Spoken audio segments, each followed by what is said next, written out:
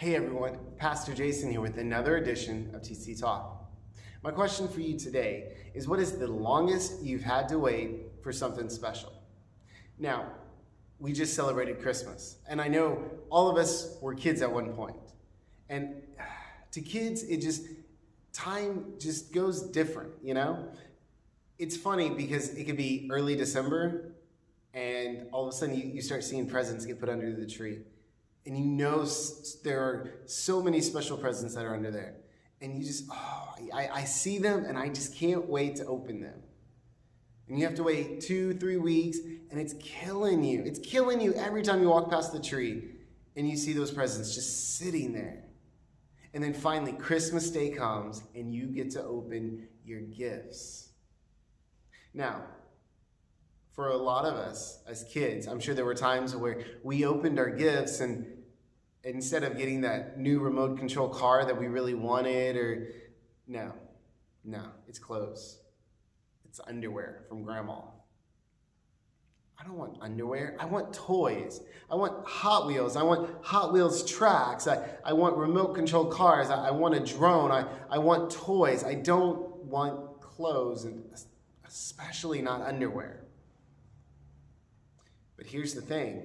Sometimes the stuff that we get, that we waited for, is actually stuff that we need. Even if we don't want it, it's what we need. You see, all throughout the Old Testament, the prophets talked about Jesus. They talked about the Savior coming. And in Isaiah chapter 9, verse 6, Isaiah goes as far as describing who the Savior would be. He says, "He will be called Wonderful Counselor, Mighty God, Everlasting Father, Prince of Peace." That's awesome. And so Israel had to wait for this Savior to come. And they thought they knew what he would look like. And then all of a sudden, you get about 400 years after the last prophet spoke about Jesus. And there were 400 years from then until Jesus was actually born. Can you imagine having to wait that long?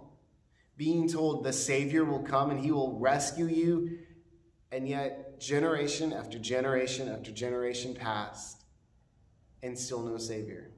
Until one day he comes and he shows up, and you have this mindset, this idea of what he's going to look like, but he doesn't actually look like that.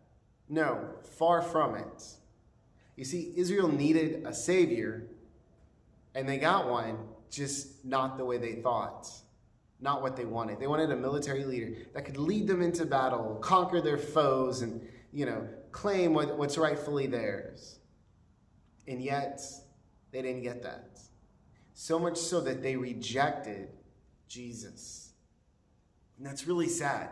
Jesus, he came to this earth for us. He came to save us. He came because we need a Savior, because without a Savior, without him, we have no hope. We have no joy. We have nothing. Everything of this world will fade away, and eventually everyone's going to die unless Jesus comes back, in which case those who haven't accepted him will be left here. The point is, something's going to happen, and what are we going to do? If we haven't accepted Jesus, if we haven't accepted his free gift, then honestly, we're in trouble. Church, I want you to think about this. What has God done for you? Where would you be without Jesus? Because the truth is, I don't know where I would be without Jesus. I've made many mistakes in my life. I have. And yet God has forgiven me. And then I've sinned again, I've messed up again, and yet God still says, I forgive you. I needed Jesus to have been born, to come and rescue me, to save me. I may not have realized it early on in my life, but I finally realized it. You know what? I may not have asked for Jesus, but it's God's free gift to me, his free gift. And so because of that, I have life. Church, as you go throughout this week, I want you to ask yourself, have I truly accepted God's gift of Jesus? Or am I being like Israel and rejecting it? See, I accepted Jesus early on, and then I kind of rejected him a bit. I really wasn't living right, but God brought me back. That's my story. That's my testimony. And I'm sure you probably have a similar testimony. Jesus came for us. He came to this earth to die for us. That was his purpose. His purpose wasn't to come to earth and teach us how to be good people, and then that's it. He taught us how to live, but he died for us. Because instead of looking at what can I have here on earth, he said, let me help you out. Let me give you a gift that's far greater. Something that will help you for eternity.